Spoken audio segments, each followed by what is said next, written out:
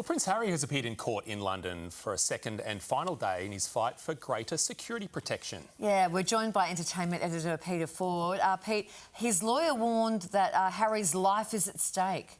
Yeah, and clearly she would know that that's going to become the headline. It is very much throwing down the gauntlet. This was in the closing arguments. We now wait an outcome. But clearly when you put it that bluntly, that this man's life is at stake, then the subtext is, if anything bad happens down the track, it's going to be on you for having said no to this. Now, this is, again, Prince Harry fighting to get what he considers the right level of protection for him as a royal, even though he's not a working royal, and that's what the argument has been about. Because the argument on the other side is, if we give this to you because you are a celebrity and you are possibly at risk, do we have to give it to every celebrity who comes to us who feels they might be at risk because someone hates them? You know, does Piers Morgan have the same entitlement now because people don't like him? So we don't know what the outcome is going to be. Obviously, most people think he is not going to get what he wants. But putting it that bluntly, this man's life is at stake is clearly a last-ditch argument to say,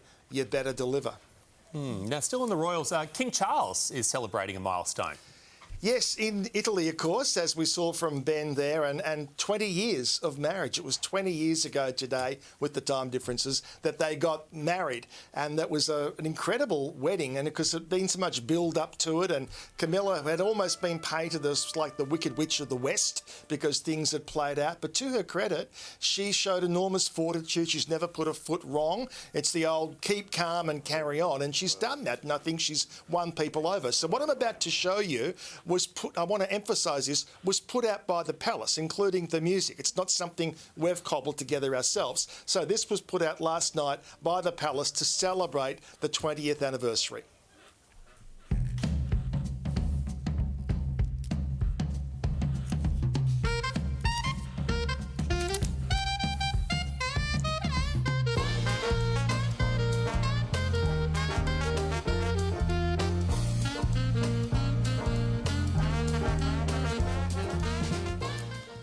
So like I said, that's what they've provided. And so times have changed. You know, the late Queen Elizabeth would never have authorised something as upbeat and jaunty as that. So it's a lovely piece if you want to watch it in full. I can hear him using the word jolly. Oh, that's mighty jolly. Yeah, exactly. Deserve to have a glass of sherry in your hand while you're watching that. They really got the pic collage.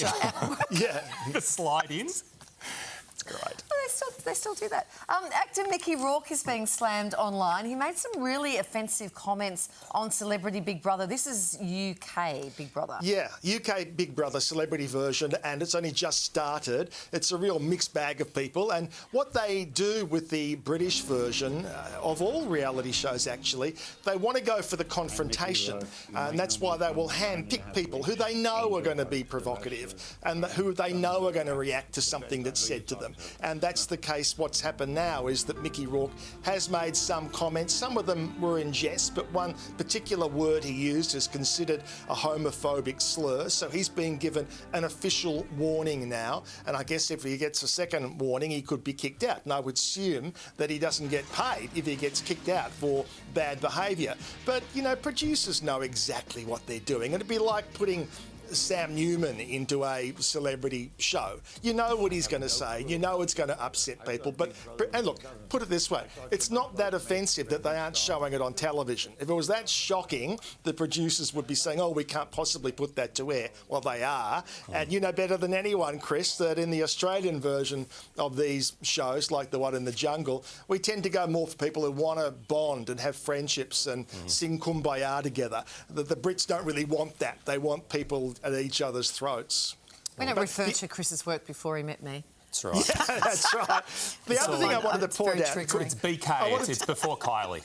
Yeah, I wanted to quickly point out to someone else who a lot of people would be very touched to see, and I'll explain why, is Trisha Goddard. Trisha Goddard's gone into the Celebrity Big Brother house. Now, after working here for many years as a journalist and a Playschool presenter, she went to the UK and found enormous success, and in America as well. Now, she has stage 4 breast cancer. It's incurable. She is dying, and this is a world first. She's gone into the Big Brother house. She's been given a private bedroom, and she will actually be having cancer treatment while she's in the house. And she has wanted to do this to to make that statement to say basically it's not over till it's over.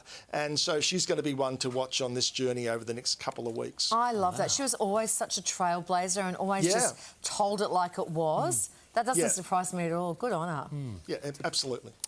Now, Pete, you were following this a couple of days ago, but actor Chris Lilley has made fans very happy this morning.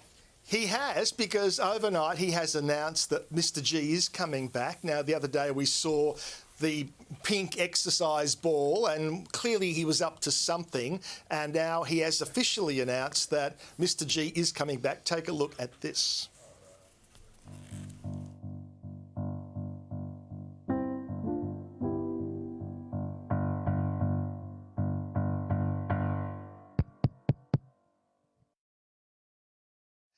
He's back. Now, we don't know what form this is going to take. My gut feeling is it may be a podcast where people can't come after him, where he's entitled to call his own shots as he sees fit, because harking back to 4 years ago when Netflix did cancel him, and there had been some build-up leading to it, there was clearly a feeling, you know, someone said, oh, that's disgusting, his work's disgusting, and then everyone else joined in. So Netflix felt obliged to take the show from the library. And some of his characters were controversial, but clearly Chris himself doesn't feel any need to rewrite history or apologise, because if you look at his social media, all those characters are still there, including the blackface characters. But Mr G, I guess, is on somewhat safer territory, and also doing your own podcast. They basically can't, you know, get you cancelled again. But in a podcast, you can't see that dancing. I know. That's a disappointment. Yeah, exactly. You don't even have to hear what Mr G's doing in that. You just do it.